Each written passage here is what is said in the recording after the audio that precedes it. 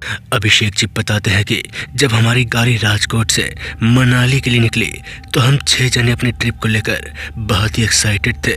हमने अपना स्टॉप पहले ही तय कर लिया था, जिसमें हमारा पहला स्टॉप था राजस्थान, अजमेर की दरगाह। हम तकरीबन 20 घंटे के बाद अजमेर पहुंचे। फिर वहां से हमारे स्कॉर्पियो का अगला स्टॉप अमृतसर पंजाब था। अजमेर से अमृतसर की दूरी 750 से 800 किलोमीटर थी। हमारी स्कॉर्पियो तेजी से हाईवे पर अमृतसर की ओर बढ़ रही थी। अभी वक्त हो रहा था रात के 12:30 बजे। स्कॉर्पियो में मेरे साथी राहुल, सचिन, किशन, हर्ष और सागर, मुझे लगा कि 6 जने थे। अब हम सभी पर सफर की थकावट का असर हो रहा था। अभी सिर्फ मैं और राहुल ही जगे हुए थे।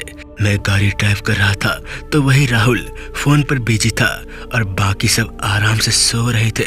अभी हम लोग आगे बढ़ ही रहे थे कि मुझे गाड़ी रोकनी पड़ी, क्योंकि गूगल मैप जो आगे का रास्ता बता रहा था वो एक सर्विस रोड था, जबकि हम अभी तक सीधा हाईवे पर ही चलते आ रहे थे। अभी हम इसी कंफ्यूजन में थे कि करे तो करे क्या। तभी सचिन, हमारा दोस्त जो सो रहा था, वो उठते हुए बोला, अरे यार, गाड़ी क्यों रोक दिया? फिर हमारी बात सुनने के बाद उसने कहा, यार गूगल मैप से जो रास्ता बता रहा है उससे चल।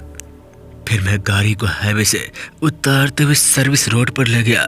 अभी हम उस सर्विस रोड पर आगे बढ़ ही रहे थे कि मुझे लगा कि रास्ता सक्रिय होती जा रही है। हम अभी हाईवे से 8 किलोमीटर अंदर आ चुके थे। तभी अचानक ही मेरे और मेरे बगल में बैठे राहुल की चीख निकल गई।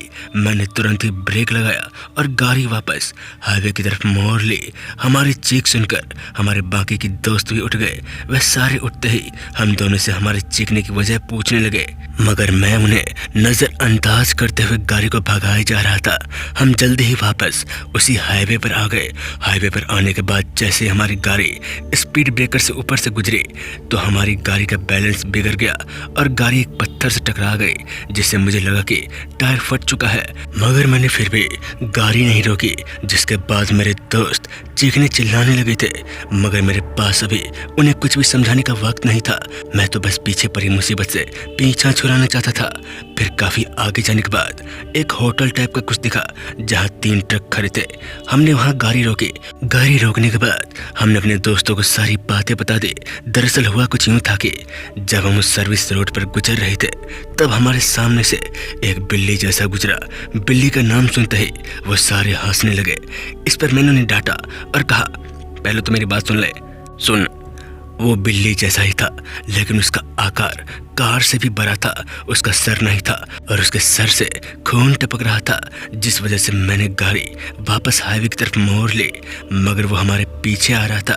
लेकिन जब मैंने साइड मिरर में देखा तो पता चला कि वो कोई बिल्ली नहीं बल्कि वह इंसान ही था। ये सुनने के बाद वो सारे डर गए और हमसे कुछ दोस्तों ने कहा, छोड़ो यार, रहने दो, घर वापस लौट चलते हैं। मगर अभी भी कुछ दोस्त ट्रिप पूरा करना चाहते थे। आखिर में हम सभी ने ट्रिप पूरा करने का मन बना लिया था। लेकिन अब हम सभी ने यह फैसला किया कि रात में ट्रिप पूरा करने से अच्छा है कि सुबह करते हैं। उसके बाद रात में हम सभी किसी होटल में रुक गए। इसी बीच हमारी गाड़ी भी रिपेयर हो गई। उसके बाद हम सुबह होते ही वहाँ से निकल पड़े अपने मंजिल की ओर। अब ड्राइव करते वक्त हमें दिन में भी डर लग रहा था। अगले 1-2 दिन हम रात को किसी होटल में ठहर जाते और सुबह होते ही निकल जाते। ऐसे में घूमने के लिए टाइम तो कम मिलता, मगर हम रात की मुसीबतों से दूर थे। देखते ही देखते हम मनाली पहुंच गए। 3 से 4 दिन वहां बिताने के बाद शाम के 5 बजे के आसपास हम वहां से निकल गए। हमने लगभग अभी 100 किलोमीटर का सफर ही तय किया था कि रात हो गई।